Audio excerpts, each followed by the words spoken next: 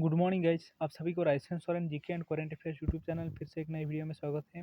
आज की वीडियो में हम 20 दिसंबर 2025 को most important current affairs discussion करेंगे, जो किसी भी आने वाली कॉम्पिटिटिव एग्जाम के लिए मोस्ट इंपोर्टेंट रहेगी। तो वीडियो को देना करके वीडियो शुरू करते हैं। हाल ही में प्रधानमंत्री मोदी को ओमान का सर्वोच्च नागरिक सम्मान से सम्मानित किया गया है। उस सम्मान का नाम क्या है?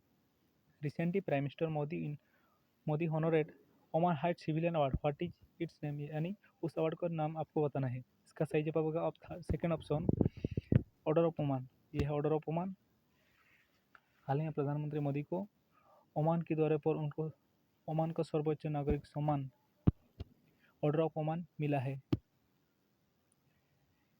जो हम बात कर रहे हैं सर्वोच्च नागरिक सम्मान दो तरह का होता है। जो एक होता है जो सिविलियन, और एक होता है गैलेंटरी। सिविलियन होता है जो आम नागरिक के लिए, गैलेंटरी जो आर्मी वगैरह के लिए। सिविलियन अवार्ड में आता है, इंडिया में आता है भारत रत्न, पद्म भूषण, पद्म विभूषण, पद्मश्री। और गैलेंटरी अवार्ड में आता है परमवीर चक्र, अशोक चक्र, महावीर चक्र, वीर चक्र, कीर्ति चक्र, सूर्य चक्र, ऐसे अवार्ड आता है। तो बात निशान ऑफ इथियोपिया ओमान दौरा से पहले इथियोपिया का सर्वोच्च नागरिक सम्मान निशान ऑफ इथियोपिया मोदी जी को मिला था। सबसे पहले उनको सर्वोच्च नागरिक सम्मान सऊदी अरब ने दिया था, ऑर्डर ऑफ किंग अब्दुल अजीज। और इथियोपिया से पहले उनको ऑर्डर ऑफ चेल्सिया जो नाम्बिया देश से मिला था। बात चले ना ओमान, चलिए ओमान के बारे में जानते हैं। Oman country in middle east, sultanate Oman, capital हुजी मस्कट, करेंसी है ओमान रियल, ऑफिशियल लैंग्वेज है Arabic, population 52 lakh, head of Oman majesty sultan Ahmad bin Tariq Said. ये है मैप ओमान। चलिए दूसरे क्वेश्चन, हाल ही में वास्तुकार राम विजय सुतार का 100 की उम्र में निधन हुआ है। इनमें से कौन सी वास्तुकार से जुड़े थे? इसका सही जवाब होगा third option, statue of unity. Statue of unity वास्तुकार राम विजय सुतार, हाल ही में उनका निधन हुआ है। वो स्टैच्यू ऑफ यूनिटी से जुड़े थे। वो स्टैच्यू ऑफ यूनिटी को डिजाइन किया था। स्टैच्यू ऑफ चलिए राम विजय सुतार से इम्पोर्टेंट क्वेश्चन, उनको पद्मश्री मिला था वास्तुकार के लिए, उनके अवदान के लिए। 1999 पद्म भूषण 2016 में मिला था। उन्होंने भी जो पार्लियामेंट के सामने में जो महात्मा गांधी स्टैचू है उस पर राम विजय सुतार ने ही डिजाइन किया था। चलिए स्टैचू ऑफ यूनिटी के बारे में जानते हैं। स्टैचू ऑफ यूनिटी दुनिया का सबसे ऊंचा स्टैचू है। इसका उच्चता है 182 मीटर। चलिए क्वेश्चन नंबर 3, हाल ही में भारत के क्रिकेट खिलाड़ी शिखर धवन ने उनकी आत्मकथा बुक उन्मोचित किया है। उस बुक का नाम क्या है? Recently former Indian cricketer Shikhar Dhawan launches his autobiography book, what is the name of book? इसका सही जवाब first option, the one cricket my life and more. ये शिखर धवन उनकी गर्लफ्रेंड के साथ उस बुक को लॉन्च किया है। पुस्तक का नाम क्या है, आत्मकथा की नाम क्या है? The one cricket my life and more. चलिए चौथे क्वेश्चन, हाल ही में पेरू देश की नया राष्ट्रपति किसे बनाया गया है? इसका सही जवाब होगा सेकंड ऑप्शन, जोस एंटोनियो। हाल ही में जोस एंटोनियो को पेरू देश का नया राष्ट्रपति बनाया गया है। कौन? जोस एंटोनियो को। बात जोस जेनी को पेरू सॉरी जोस एंटोनियो को चिली देश का नया जोस एंटोनियो को चिली देश का नया राष्ट्रपति बनाया गया है। जोस जेनी को पेरू देश का नया राष्ट्रपति बनाया गया है। और ली जो मोयोंग को हाल ही में साउथ कोरिया का नया राष्ट्रपति बनाया गया है। और कैथरीन कॉलोनी को हाल ही में आयरलैंड का नया राष्ट्रपति बनाया गया है। चलिए बात चिली देश की है। किनारे में जो साउथ अमेरिका देश चिली है,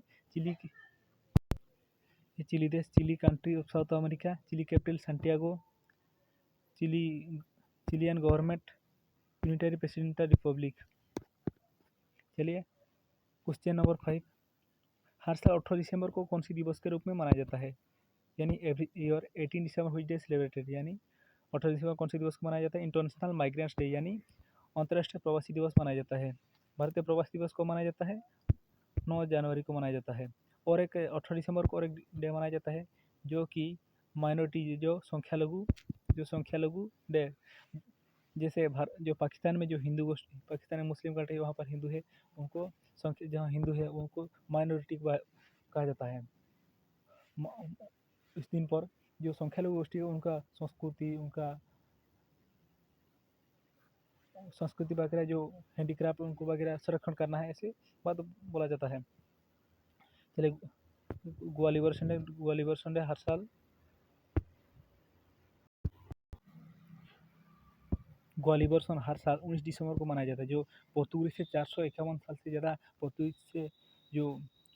पोर्तुगीज की कबल से मुक्त किया गया था 19 दिसंबर 1961 को सरदार वल्लभ भाई पटेल की द्वारा 19 दिसंबर 1961 को गोवा को पोर्तुगीज से मुक्त किया गया था, इसलिए 19 दिसंबर को ग्वालियर संडे के रूप में मनाया जाता है।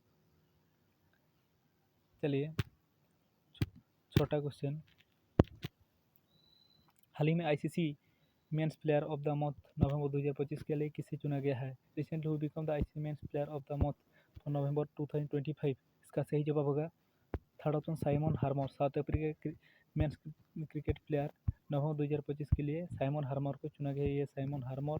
और महिला 2025 जो नवंबर 2025 के लिए महिला प्लेयर भारत की शेफाली वर्मा को चुना गया है।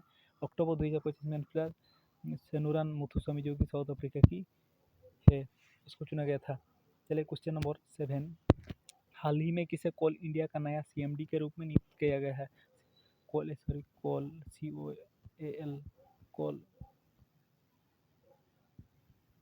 इंडिया का नया कोल इंडिया का नया सीएमडी के रूप में, इसका सही जवाब होगा बी साईराम। ये बी साईराम, इनको हाल ही में कोल इंडिया का सीएमडी के रूप में नियुक्त किया गया है। बात जस्टिस सूर्यकांत इंपॉर्टेंट है कि जस्टिस सूर्यकांत भारत के सुप्रीम कोर्ट मुख्य विचारपति, उन्होंने जस्टिस गोगोई का स्थान ले चुका है। चलिए क्वेश्चन नंबर 8, हाल ही में भारत की कौन सी नई 2 स्थलों को रामसर साइट में शामिल किया गया है? इसका सही जवाब होगा फर्स्ट ऑप्शन और सेकेंड ऑप्शन। सीरीस लेक जो कि राजस्थान में है, कोपरा जलसाई जो कि छत्तीसगढ़ में है। हाल ही में फर्स्ट ऑप्शन और सेकेंड ऑप्शन तो सीरीस लेक और कोपरा जलाशय को हाल ही में रामसर साइट में शामिल किया गया है। बात रामसर साइट, चलिए रामसर साइट के बारे में जानते हैं। रामसर साइट एक ऐसी आर्द्रभूमि वेस्टलैंड होती है जिसे अंतर्राष्ट्रीय महत्व के लिए नामित किया जाता है, जिसका उद्देश्य उनकी संरक्षण और सतत उपयोग बढ़ावा देना है। जो ईरान के रामसर शहर 1971 में हस्ताक्षरित एक संधि के तहत होती है। यह स्थल वैश्विक जैव विविधता के लिए महत्वपूर्ण देता है और विशिष्ट मानदंडों के पूरा करता है, जैसे जल पक्षी आवास प्रदान करना, लुप्तप्राय प्रजाति को समर्थन करना। चलिए क्वेश्चन नंबर 9, हाल ही में पीटर ऑर्नेट का निधन हुआ है, इनमें से कौन सी क्षेत्रों से जुड़े थे? Recently Peter Arnett dies of 91 related to which field, यानी पीटर ऑर्नेट कौन सी क्षेत्रों से, नीचे में जो 4 ऑप्शन दिए हैं, 4 ऑप्शन कौन सी क्षेत्रों से जुड़े थे? इसका सही जवाब होगा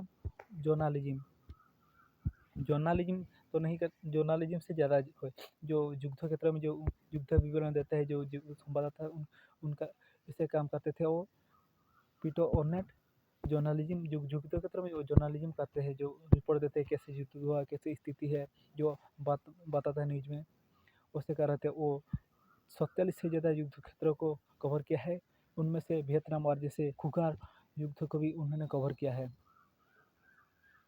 चलिए क्वेश्चन नंबर 10, लास्ट क्वेश्चन, हाल ही में भारत की कौन सी राज्यों की टीम ने सैयद मुश्ताक अली T20 ट्रॉफी खिताब जीत चुका है? इसका सही जवाब होगा थर्ड ऑप्शन झारखंड। हाल ही में झारखंड ने हरियाणा को हराकर सैयद मुश्ताक अली T20 ट्रॉफी 2025 खिताब अपना नाम किया है। उन्होंने हरियाणा को हराकर ये खिताब किया है। यहाँ पर Ishan Kishan player of the match मिला है उनको, जो मैच में उन्होंने धमाकेदार शतक मारा था।